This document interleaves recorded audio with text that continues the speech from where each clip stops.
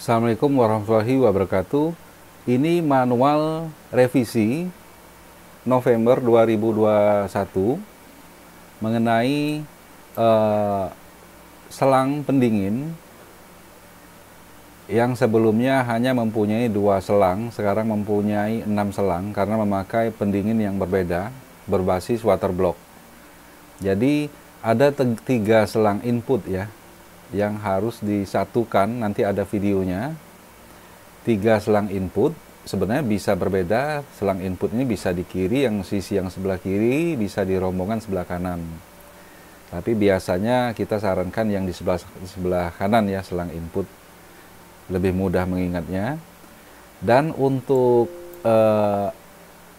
listrik, untuk input listrik 220 volt seperti biasa ada di sebelah kanan, cuman kabel groundingnya tidak ada dan harus dipasang secara manual saja, karena ada, nanti kita akan buat videonya kenapa sebabnya tidak lagi dipasang di baut yang ketiga ya. Jadi di kabel merah dan hitam, di bawahnya kan ada kabel biru dan hitam, harusnya sebelah kanannya atau sebelah kirinya nanti ada, biasanya kalau dulu ada tanda ground. Sekarang kita tidak lagi karena ada kejadian yang nanti kita jelaskan. Jadi ini video realnya, posisi seperti di gambar tadi, input listriknya biru dan hitam sejajar dengan merah dan hitam ya. Dan ini selangnya. Dan bagian output pompa ya, ada tanda tekuan seperti ini. Menekuk itu artinya outputnya menuju ke 3 selang tadi ya. Nah, jadi dihubungkan di terminal selang ini sebagai inputnya mesin ya. Jadi outputnya, pastikan outputnya semuanya mengalir airnya. 3 selang ini mengalir airnya agar mesin tidak overheat ya, terlalu panas dia. Sebenarnya dia bisa hidup tanpa air, cuman sangat berbahaya sekali. Untuk grounding, karena dulu pernah ada kejadian 2 kali dan termasuk fatal kejadiannya, tidak mematikan, cuman fatal ya. Jadi kalau dulu di sini ada kabel ground, tapi kita tidak pasang lagi di sini karena banyak orang yang masih sangat awam. Walaupun kita tulis pakai kertas di sini ground, dia masih terbalik-balik. Dan akhirnya untuk grounding ini, bahkan kita dulu kita pasang di sini soket yang cewek, dari sini tinggal dijepit saja.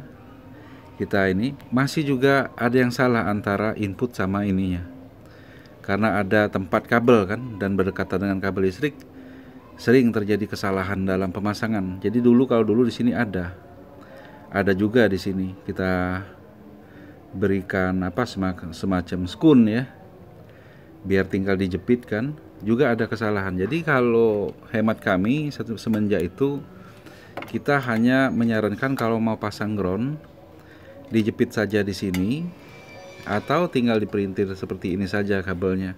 Artinya orang itu memang butuh ground, memang mau pasang ground ke tungkunya.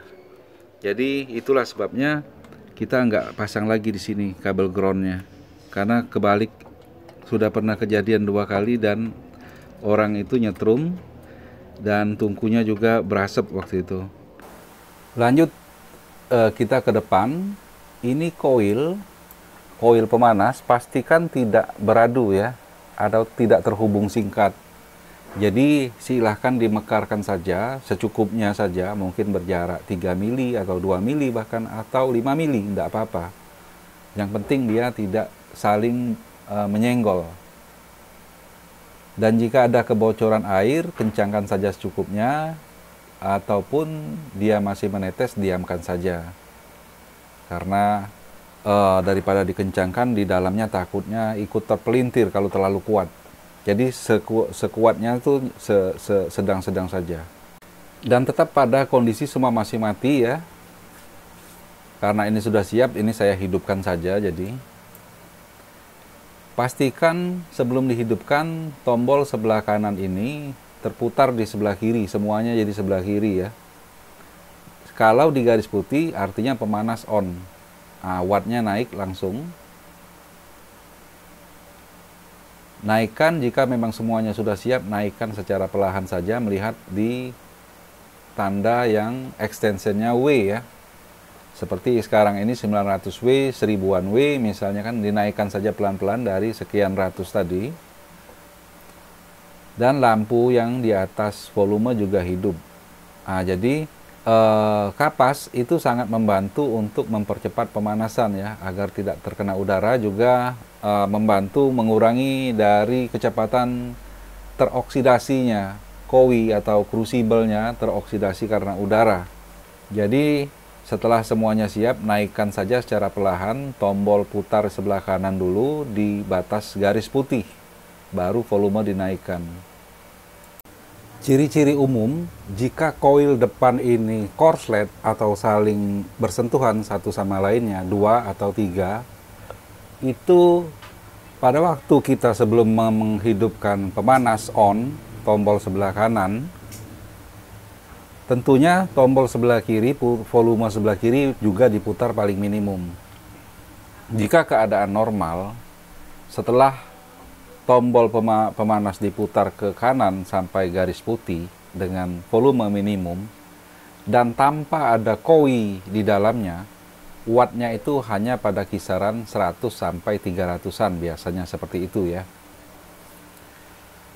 Jika terjadi korslet, maka wattnya akan langsung tinggi. Itu salah satu ciri-cirinya, artinya di koil ada yang bersentuhan yang kita tidak terinspeksi atau tidak terlihat. Kadang-kadang kita tidak terlihat bahwa dia sedang menyenggol kan. Dan ada bunyi denging yang biasanya yang agak kuat ya, agak aneh. Memang masalah suara ini masalah kebiasaan ya. Tapi intinya gitu tadi, kalau ada yang menyenggol, maka dengan volume paling minimum pun wattnya biasanya di atas, langsung di atas 500, bahkan 700, bahkan 1000 watt. Tanpa ada koi tapi ya.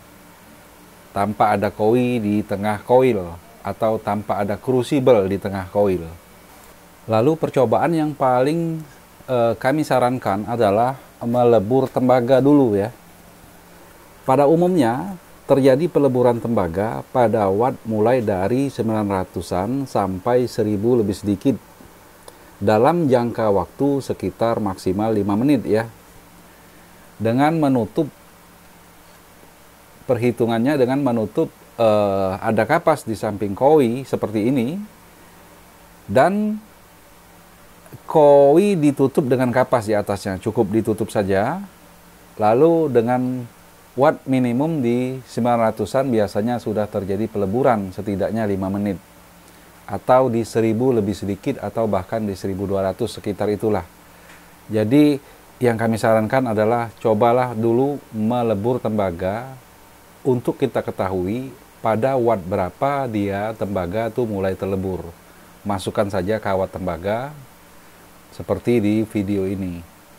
Jadi sebagai tambahan, lebih baik kita fair saja mulai dari sini, bahwa casingnya, wadahnya itu kita menggunakan wadah beli langsung jadi buatan Bell. Sifat casingnya casing general, makanya di belakangnya masih banyak lubang-lubang untuk tambahan alat-alat, dan di depannya belum lagi tutupnya yang hanya mempunyai 4 baut, itu masih ada casing tutupnya itu yang bergerak-gerak. Jadi inilah ketidakmampuan kami lebih baik fair saja, kita bukan pabrik, kita hanya menggunakan gerinda kalau ada yang mau dipotong.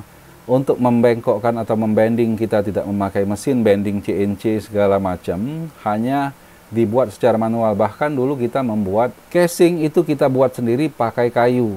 Jadi kita upah ke tukang kayu, dicat segala macam, lalu diisikan alat peleburan.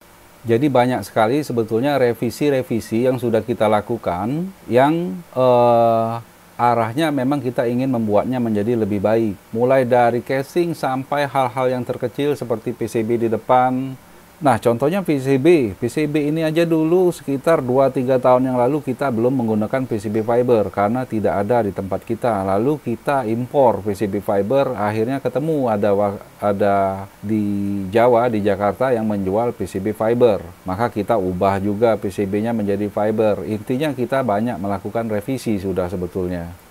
Koil dan koneksi listrik misalnya, semuanya itu sudah banyak sekali revisi dan berdasarkan dari pengalaman. Sebab kenapa ada yang harus diubah atau bentuknya berubah. Tapi hanya sebatas inilah karena kita bukan pabrik, jadi impossible untuk mengalahkan kosmetika buatan pabrik ya. Jadi terlalu banyak kekurangan produk ini jika Anda bandingkan dengan kosmetika pabrik. Dan yang terpenting kita ini menggaransi sampai 1 tahun. Juga ada video yang terbaru yang kita umumkan bahwa lebih baik transaksi itu di Tokopedia karena jika ada permasalahan dalam pengiriman itu akan ada penggantian untuk ongkos kirimnya, dan juga kita bisa mendapatkan garansi yang lebih nyaman jika membelinya lewat Tokopedia.